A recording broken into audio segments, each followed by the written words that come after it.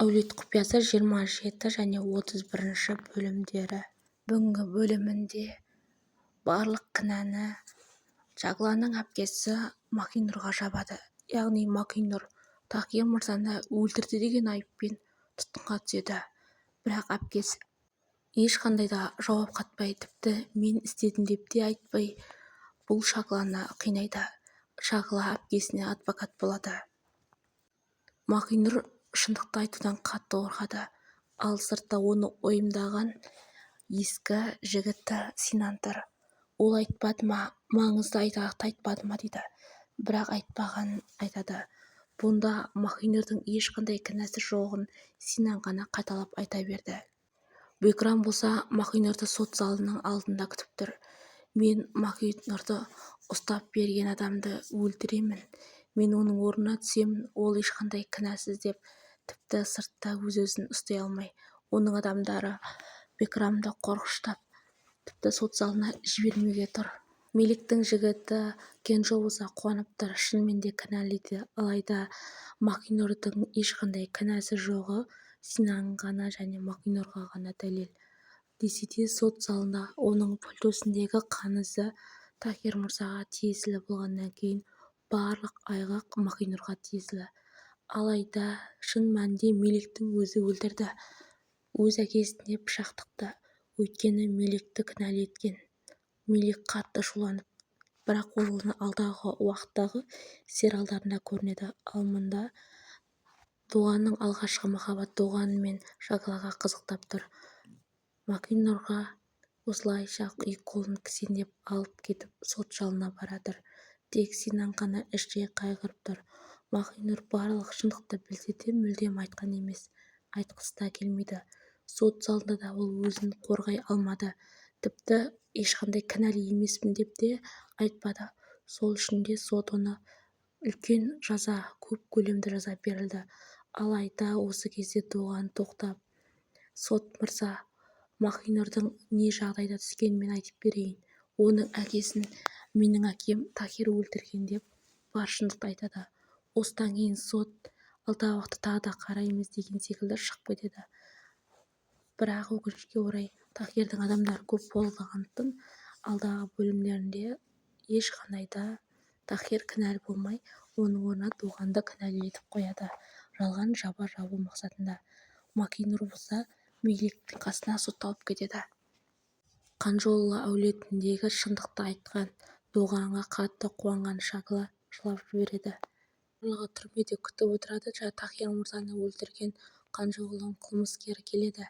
Енді Мелик бостандыққа шығады деп қуанады. Алайда ол келген кезде Мелик таң қалады. Өйткені Мелик Махинурды танитын. Екеуінің арасында өте керемет байланыс бар. Осыған қарай Меликтің анасы, туған анасы Махинур болуы мүмкін. Барлығы әсіресе Джагла қатты қайғыру үстінде оның досы Дидем келіп жұбатуда. Бірақ Дидем сатып кеткен еді алдағы бөлімде. Сол үшін де Дидемді әлі де кешірген емес. Сонда да Дидем, мен сен үшін не істей аламын дейді. Туғанда көңілін көтеруге Джагланың қасында жүр. Барлығы Джаглаға демеу болып жатыр. Барлығы жеңеміз, біз шындықты айтамыз. Ендігі мақсаты бұл жерде шындықты білу үшін 25 жыл бұрынғы Тахирдің ісін қараған прокурор тауып, сол үшін барлық шындықты ашу керек. Ал мұнда әдеттегі тәтесі айқайлап жатыр, сен қандай адамсың, өз әулетінің түбіне жеткен, Қанжолы әулетінің түбіне жеткізген қандай ұрпақсың, осыдан кейін мен сені бұл үйден көрмейтін боламын деп айқайлап тастады. Тахирдің қаншалықты қылмыс жасаған, өз әкесінің қаншалықты көптеген қылмыс жасаған, бүкіл елге білетіндей, баршасы білетіндей жария қыламын деп Доған сөз берді. Джагла да осы үйге келгелі барлығы Джаглаға сенің кесіріңнен дейді, яғни Тахирдің әпкесі Ламия деген ханым. Бұл Ламия кезінде әпкесі Махинурдың баласын тартып алған. Алдағы бөлімде де оның да қаншалықты екенін көрсетеді. Ал мұнда келісіп, яғни Илмаз Махинурды өлтіруге тапсырыс жасап жатыр. Ол әдеттегі түрмедегі осы бір тісі сап-сары ұсқынсыз әйелді жалдады. бұл Махинорды өлтіруге дайындалды. Барлығы Махинорды қарсы алды. Тек Мелек қана қуанып, оның өткенде Мелекті шомылдырғаны есіне түсіп, бұл Шағланың әпкесі екенін сол кезде таныды. Содан кейін екеуі бір-бірімен қосылып, қайтадан құшақтасып, тек үнсіздік қана. Барлығы мәссаған, олар таныс па деп жамырасып кетті. Оғанның досы түрмеде Мелек Махинорға көмектесіп, оның сөзін, яғни тілін шығару мақсатында, алдағы уақытта сөйлесу мақсатында, оның өткен өмірде не болған, не жағдай болған барлығын сурет арқылы түсіндіруге тырысты. Осы кезде Мелек Махинордың баласы барын белгілі болады. Ал сыртта күні-түні көз ілмей Бекрам күтіп тұрды, яғни түрменің алдында. Осы кезде осы дәрігердің ізінен қуып, Махинор туралы сұрайды, бірақ бұл дәрігер ештеңе айтпайды. Десе де кейін Бекрам бұл дәрігердің ізінен аңдып жүріп, үйіне дейін барып, тіпті үйінің ішіне кіріп, Махинор туралы өте бір шындықты естіп шок болады. Оны қазір сіздерге сериал соңында айтатын боламын. Бекрамнан қорыққан сыңай танытқан бұл Доғанның алғашқы махаббаты. Доғанды қасына шақырып алып, мені бір кісі аңдап жүр, ол бандит, қандай кісі екенін де білмеймін, қылмыскер екені ұқсап тұр дейді. Оның Бекрам екенін белгілі болады. Қатты қорқып кеттім деп Доғанды құшақтап, Сипо болса әпкесін шақырып жатыр. Өйткені бұларға өте үлкен қауіп төніп тұр, яғни Шемшек деген бір кісіден осыншама қауіп төндірген әпкесі екеуі сыбырласып жатыр. Тезірек Гүлжаннан біліп ал, Шемшек шынымен де ол келген келмеген дейді. Осылайша арадағы махаббаттары жақсы секілді. Тіпті Гүлжанмен араласып, оның Шемшек туралы қайда болғанын тіпті телефоннан қарауға аңдысады. Өйткені Шемшек бұлардың нағыз жауы, тіпті көзін құртуға дейін барады.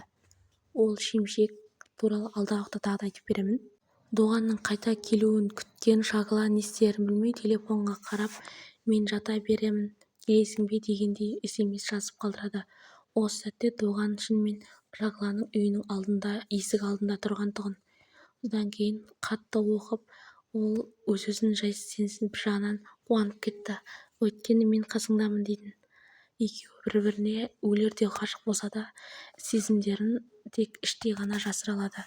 Бірақ бәрібір де бір-бірін еш уақытта ұмыта алмайды.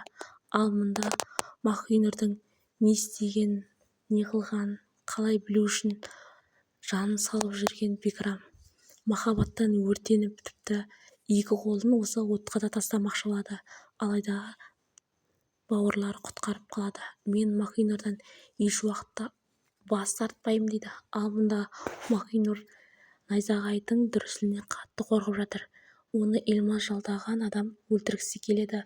Осылайша ақырын пышағын суырып алған кезде Мелек құтқарып қалады тағы да. Мелек Махинордың қасына жатып, мен сенің қасыңдамын, қорықпа, мен сені құшақтап жатамын, екеуміз осылай бірге ұйықтаймыз деп Махинорды тынышталдырып, екеуі прямо апалы аналы қызы секілді. Ал мұнда ұйқыға кеткен Шағла Доғанның алдында ұйықтап қалған. Тағы да 25 жыл бұрынғы Доғанның жас кезі. 17 жастағы Доған сол бір прокурорға барып әкесінің бар шындығын айтады. Яғни Шағланың әкесін өлтірген шындықты өз көзімен көрген айтса да, прокурор оның сөзін тыңдамаған еді. Өйткені ол Тахир ақшасына сатып алған. Осының барлығын айтып отырып, тіпті мына жақта түрмеге түскен Махинордың көңілін аулаған әрине ол Мелек. Мелек оның өмірге қайта келгенін қалап, үнемі көңілсіз жүрсе оны қуантуға тырысты. Елмаз болса, өткен шындықты біліп қалмау үшін, яғни Тахирге көмектесу үшін Шағла мен Доғанның алдын алып жатыр. Ешқандай прокурор туралы жоспарды да. Ал Диден болса көмектескісі келеді. Яғни Елмаздың көңілін тауып, Елмазбен көңілдес болып, төсекте бірге болып, Шағлаға барлық шындықты мәліметті жеткізу керек. Әпкесі Махинорды, ғашығы Синан, Доған, тіпті Доғанның алғашқы махаббаты барлығы бірігіп отырып, оның жағдайын жақсарған, алдағы уақытта жақсы болатынын айтып жатыр. Ал сыртта сөйлесіп тұрған Дуған мен бұрынғы ғашығы олар күлісіп сөйлесіп тұрған кезде Шағала сырттай ала көзбен қызғанышпен қарап тұр. Оны Синан байқап қалды. Білем, екеуің бір-біріңе ғашықсыңдар. Біз әдемі биікке жете алмаған махаббатты Дуған екеуің жеткізесіңдер деген үміттемін. Екеуің ешқашанда берілмеңдер. Ал мұнда Дидем Елмаздың қашан звондаған, қашан келетінін аңдып тұр. Бірақ оның қаншалықты қандай жұмыс атқарған білген, қылмысын зерттеген Дидем сразу досы Шағалаға звондап, тез жет, мен саған көмектесемін, тезірек кел дейді. Осы кезде Шағала қатты қуанып кетеді. Яғни әпкесі Махинорды тезірек түрмеден шығарып алу мақсатында айғақтар жинап жатыр. Осылайша прокуратураға бірінші болып Елмаз келеді. Ол прокуратура болған кісіні қинайды. Мен сенің фирмаңмен қосып өзіңді де өлтіріп кетемін. Өзің өлімнен қорықпасаң да сен фирмаңның барын өртеймін деп қорқытады. Осылайша шындықты айтқызбау керек еді. Әдеттегідей оның артынша Дуған мен Шағала жетіп келеді және Елмаздың адамдарын бір ғана сөзбен барлығын орнына қойған.